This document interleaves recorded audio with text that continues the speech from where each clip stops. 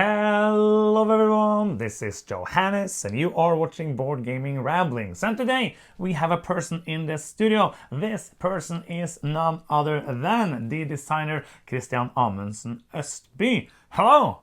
Hello. Welcome. You might know him from games like Revive, like Santa Maria, Escape, Curse of the Temple, amongst other games. We have on this channel, always been fans of his games. And as you know, we also know him as a person. But I try to differentiate those things. I like you as a person, and I also like you as a designer. But I could hate you as a person and also still like you as a designer. Luckily, I like both, because then you can now be here.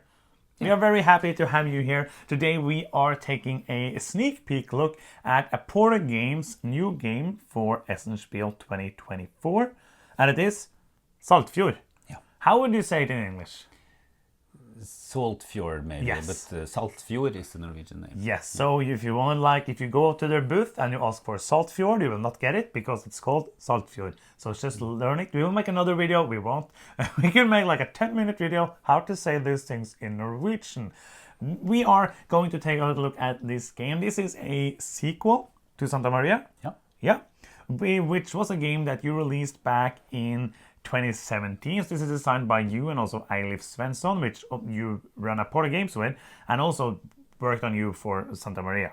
So now, many years later, I'm trying to calculate in my head, 7 years later, we get a kind of new sequel to that with some similarities and some differences. I have just played the game for the first time. Hopefully you didn't play it for the first time. You have played it before, right? I have played it. Yes. Before we go into the meat and potatoes, I'm just gonna let you know briefly what you are doing. Saltfjord is a dice drafting game, so you're gonna draft dice. There's different colors. These are a prototype or a pre-print, so the dice are gonna be different than these. These are the dice that were used in Santa Maria, so we just used them today to be able to play the game because the other dice were not finished printing. So you're going to draft different dice. You're going to use those dice to activate rows on your playboard. When you activate a row or a column, you're going to do the actions that you pass by. They're going to be things that gives you resources, things that give you actions, which can then be to build more pieces on your board, to go out fishing with your fishing boat. You can do all these different things, upgrade your resources. Other places give you resources. And what you're trying to do is to maximize these things. You can deliver goods for contracts and try to basically be the best fisherman in whole of Saltfjord.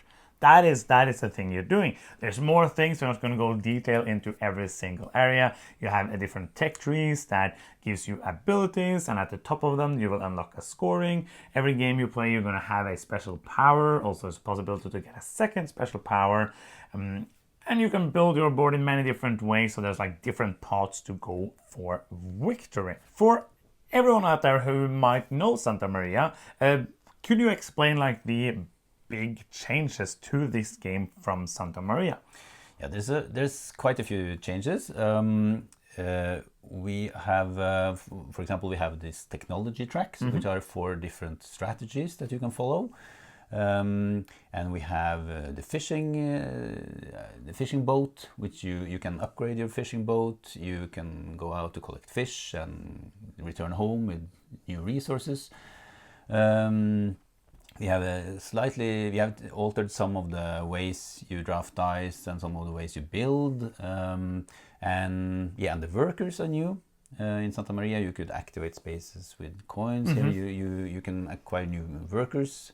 So there's a maximum of 3, so basically in Santa Maria you could have these huge combos of doing things and doing things and doing things. Here you kind of maximize it up to 3 things you can do in each turn. Yeah, always when I have my games published, there's always some things I regret or some things that I want to have changed, and now we had we had an opportunity to do that, and so change this, the workers, for example. That was one of the things that kind of irritated me about Santa Maria. I wanted to change, and I wanted more variation in the buildings and different shapes, and so there's quite a few changes, and we try to also make it thematical, based around this fishing village. Being a big fisherman is, as you said, that's actually a big thing in Norway. Yes. So it's what we do. We ride polar bears to work and we fish. Yes. That is basically it. So you say like is the main reason you wanted to do this game to like revisit Santa Maria and say these things I didn't like, end up liking after the fact, and do a new one? Yeah, and we had new ideas that we thought would work well within the frames of Santa Maria. For example, the technology track where you use different resources to advance on the different paths, strategy paths, and so we wanted to explore new things within some of this framework. So. Yeah, because I've only played it once, but I can see a lot of the DNA. Like when I like, oh, this feels like Santa Maria, but then I have another thing that doesn't feel like Santa Maria. So you get that kind of familiarity, but still a new experience. And also, like if you have never played Santa Maria, this is probably the one to jump into. Do you? Yeah, that's the idea. We didn't want to make a game that was almost like Santa Maria, just less complicated. So we try to keep it streamlined and easy to teach, but still have more things to explore than in Santa Maria. So there are more possible paths to go down, and so we wanted it to be a better game than Santa Maria. I will only played it once, but I can absolutely see it's a better game. I really like Santa Maria, and I also really like this. What would you say like the weight is almost the same as Santa Maria? Yes, I think so, and I think also the playing time is maybe even a little shorter. So I think we played in maybe 45 minutes. Yes, around 50 minutes, I think, two players. So I had some AP. Yeah. So you could play it faster when you like. AP for the 30 Kristian seconds. always knew what he was doing like before I was done, but I had some like I don't know what to do now. I guess you played it more times than I did, so that might be the reason. I really like the boat. I really like this part of this is like this feels like this also feels new, but this feels like the newest thing. Like you have basically a fishing track. It's a track. It's a track. I like tracks, but it's greatly hidden track. And also it's like a resettable track. Like some people don't like tracks. I love tracks. I think like a Euro game should have some tracks. And this one has a couple of tracks. I like tracks. But this one is nice because like when you move in the start, you can only like get this bad fish. But and most of these are going to be like resources. So they're going to be a fish or some wood. And a couple of them are going to be some small victory point tiles. But then when you upgrade your fishing track, you can go out and get better things. So for example, up here with you can get gold, which is the wild resource. You can get fish and points, and you can get also more points. The cool thing, I think, is that you fill up your boat, and then you have to reset the track before you get the resources. That's a pretty cool idea. Have you seen that before, or do you feel like that was an idea you got with Eilif while designing the game? It's something that we developed organically, I think, and when the game begins, fishing is very random. You just move in space, you take a tile, and you get one or two fish, very simple. But as you upgrade your fishing technologies, you can you can go to fish at deeper levels. That's what this represents. And also you get more choice. You can take two tiles and choose one. And it's also meant to kind of be thematic in the way that when you play, you are depleting the fishing resources near shore, so we have to go further out to get more fish. And we wanted to try to get this small thematic simulation, but within a very simple rule set. So yeah, the rules for it is very easy. You move and take a tile. And it also adds a bit of interaction if more people are going for as you said, like when we played 2 players, it wasn't like that big of a thing. But when you play with, for example, 4 people, it's more important to get up to be able to get the level 2 or even the level 3 because the things are going to be depleted, because it's a nice way to get some resources in the beginning of the game. Especially if you get some buildings that I never did. So I did not do a very well fishing strategy. You did, but if you get some buildings in the beginning where you can go out fishing more. And I also enjoy the fact that you're going to be, I have 2 tiles, do I want to return or do I want to push up so I will get more points, because you get points when you return to dock. So that is going to be also an interesting like push and pull mechanism of, do I want to go further, and if I am, my boat is full, do I still want to go up and see if I get something better and also more points, depending probably on how often you get to do the fishing action.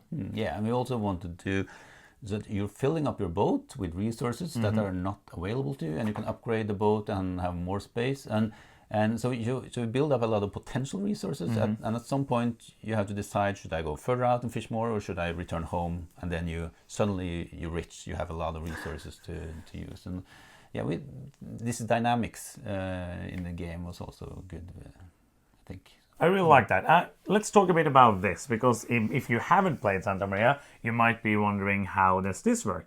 As I like briefly said, you're going to take a die, you're going to then trigger either a row or a column. One of these, so that is basically it. But like one of the changes here is that now you can also build tiles while you activate a row, and that is also different from Santa Maria, right? Yeah, in Santa Maria, you always have the choice on your turn to either take a die and activate the row or column, or to build a building. And I found that new players particularly, they often ignored building because they wanted to draft the dice, and that was not a good strategy. So now we have introduced more of these action spaces on this board. So when you draft a die, you will often get to build.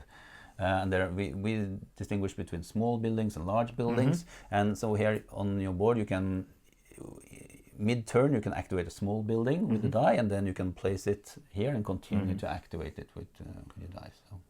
That's pretty cool. And also you have, which is another change from Santa Maria, you hopefully understand this video even if you don't know Santa Maria, because we have told you about a bit of the things anyways. There is, in Santa Maria, at the end of the game, you get points for the rows and columns you have finished.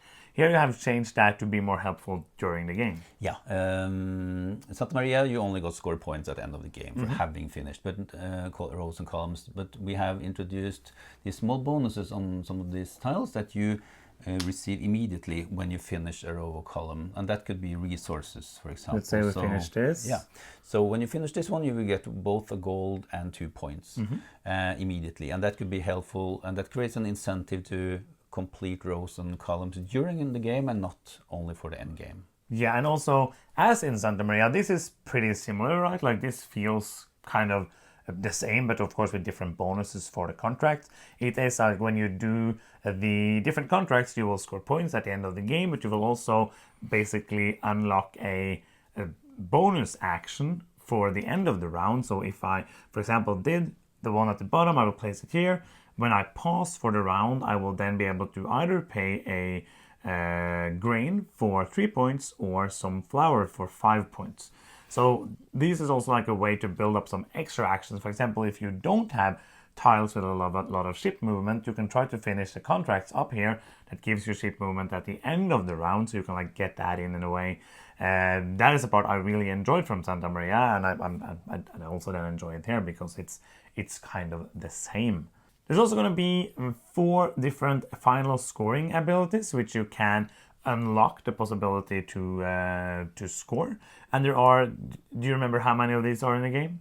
Are there 11, I think? 11. Yeah. So that means that you can play like a few times with different ones, and then you're going to see different combinations each time you play.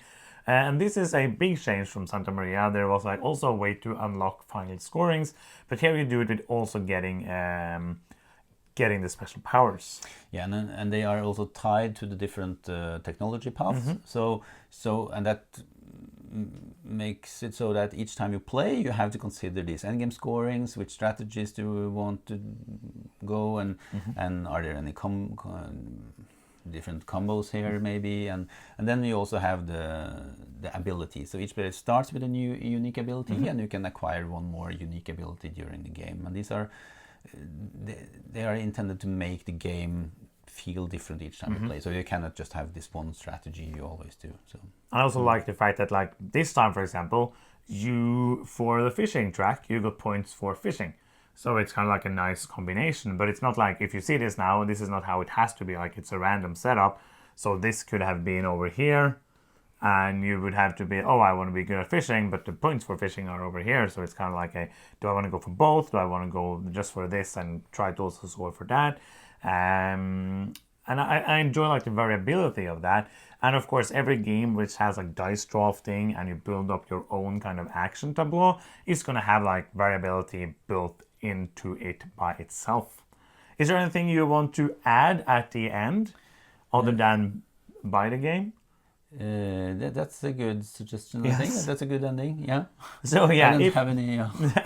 if you have any questions for Kristian, I haven't asked him, but I guess you can ask him in the comments and he will be helpful answering them there. And I hope this gave you some overview of the game and some feeling if this game might be for you. If you're going to Spiel, they're going to have, I think, 700 copies. That's what you said. 700 copies are going to be available, so you can go and get them there. And if you are there, we're going to be at their booth, so you can go and say hi to us at the same time. Hope to see you there. Thank you so much for watching. I'm Johannes. This is Kristian. And you've been watching Board Gaming Ramblings, and bye-bye.